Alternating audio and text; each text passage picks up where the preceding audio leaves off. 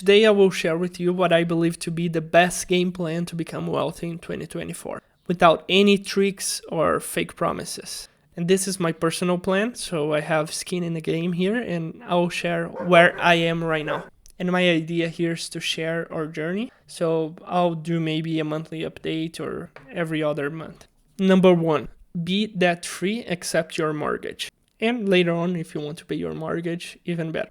In 2022, we decided, me and my wife, to pay all our consumer debts. We had laptops, vehicle, washing, dryer, multiple things on those interest-free financing. So even those, we have to pay it off. That's debt. If you do that, you will have more money every single month to save and to spend with what you want. So that's your income is your greatest wealth building tool. That's one of the things Dave Ramsey says, and I agree. The worst thing that I experienced with my wife is when we were earning close to $10,000 a month and we had no money at the end of the month. It's just going through mortgage, vehicle finance, laptop payment, washer and dryer payment, my wife's laptop payment, and plus all your current expenses. At the end of the month, you have nothing. So when we paid off our debt, doing some extra time and saving here and there, not going eating out and cutting in some expenses, you get that room back every single month. And then we started to invest in your future.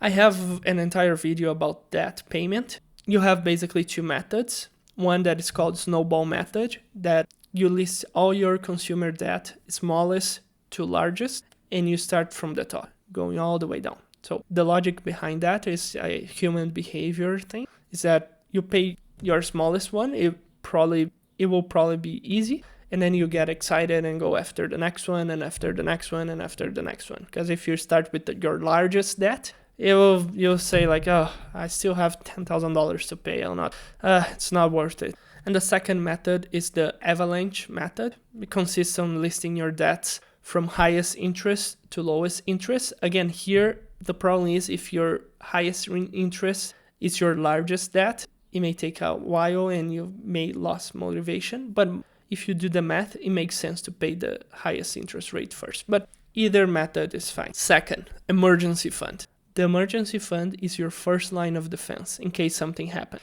Ideally, you want to be between 3 to 6 months of expenses. So if you're spending $7,000, 6 months would be $42,000. But again, it may be intimidating if you see that number. It will take years for me to get there. Even if you have 1 month or 2 months, it's better than nothing already. So just start saving every single month after you paid all your debts and put that money in a high interest savings account. You can use Wealthsimple is the one with one of the highest one right now. It's about 4% on your cash account. But there's Neo, EQ Bank that offers a great rate. I would not go with a traditional bank like TD, BMO, those big banks, because they usually offer a really, really low. Step 3, saving 15% of your gross income. And here is your gross income, meaning before tax. For example, if your household income is $100,000, then you need to save $15,000 a year, which would be around $1,200 every month. And remember, if you are at this step, you will not have any debt except your mortgage. So you should have an extra room there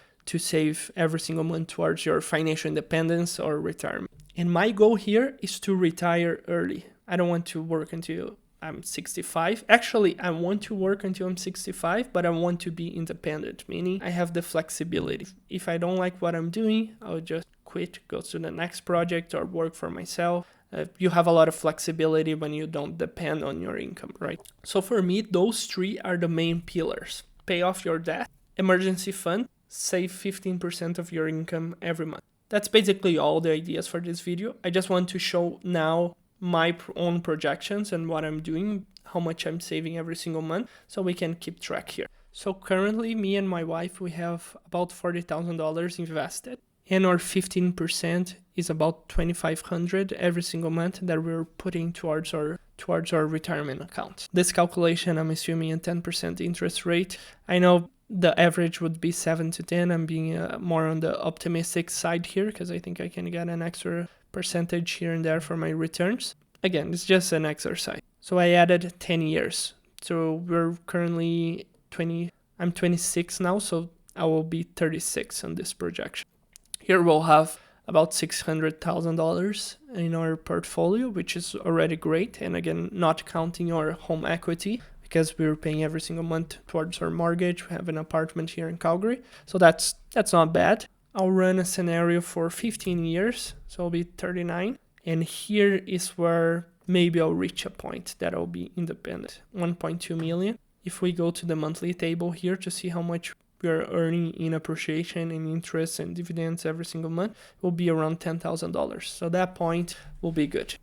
But of course, we have to account for inflation here and fees and taxes and all of that.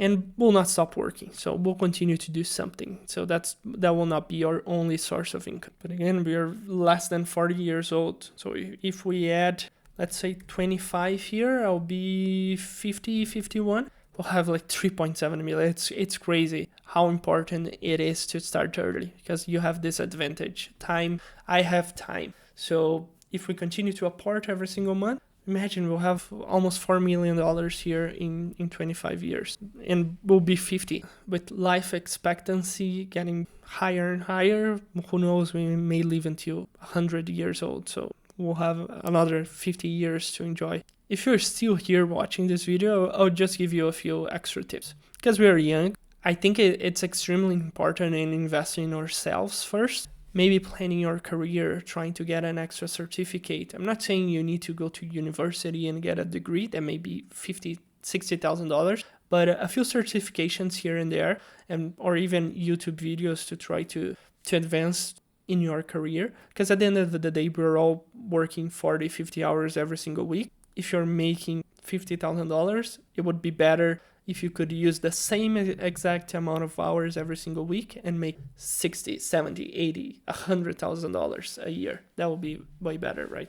So career is important. Second thing, side hustle. If you don't have any room, you're already, I'm not spending money with shit, but I have a lot of debt and I need to pay that off, but I just don't have room. First, consider the career improvement if you can, if you have an opportunity at job or get extra hours at your current work, or you'll have to go through the side hustle route. And again, it may be a few months or half a year or even a year. As long as you can pay off your debt, you have a better, it's worth it to spend 1 year that is like bad and you're working all the time, and then you have the rest of your life, then keep your life like this and just drag that out for multiple years. Another tip, just cut shit. It's incredible how many items we buy that we don't even need. And food is pretty expensive, so mind that. If you're eating out a lot, it may be eating a good chunk of your budget every single month.